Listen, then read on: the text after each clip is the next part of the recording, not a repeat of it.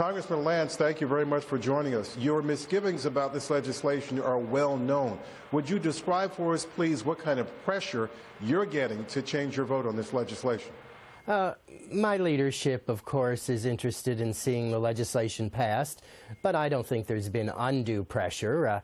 I had the honor of going to the White House and meeting with President Trump, along with other members of Congress, about 15 of us, and we were in the Oval Office several days ago, and it was a fine discussion, and I indicated to the President where I stood on the matter, and I think he was genuinely interested in listening to the views of members of the House of Representatives. Congressman, where do you stand on this? We know you have had some misgivings, as I said, and you don't like this legislation. What is it about this legislation you don't like?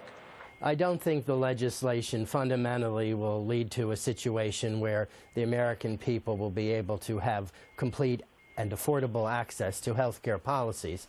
And I would challenge our Democratic colleagues here on Capitol Hill to work with us, because the exchanges are in great difficulty, and in some states there is only one private insurer.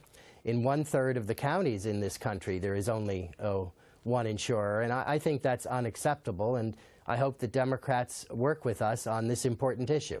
I've indicated to our leadership that I am not supportive and will be voting no on the bill.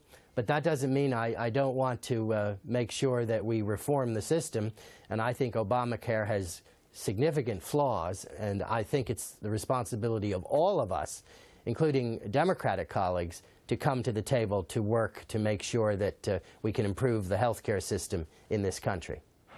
The Democrats, or rather the opponents who've been outside and demonstrating against this legislation and trying to get your attention, what impact have they had on you, if any?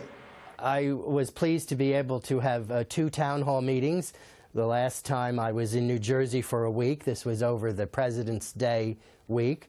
I had a town hall meeting where there were 1,400 people, and I had another town hall meeting 2 days later where there were 900 people, and I certainly welcome the interaction with constituents and continue to make sure that that is the case.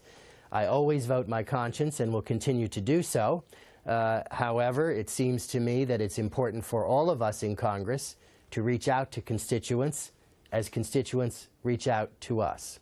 What does it say going forward that as long as there have been opponents of Obamacare, as so many have come to call it, that at this stage, here we are 2 months into this new administration, both houses in Congress are Republican, and still the Republicans have not been able to come up with a plan that's acceptable to enough Republicans to get this legislation passed? What does that say to the nation?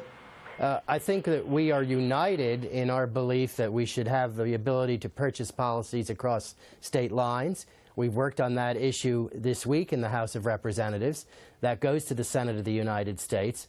That will require Democratic support in the Senate because it's susceptible to a filibuster, and to complete debate in the Senate requires 60 votes. That is known as cloture.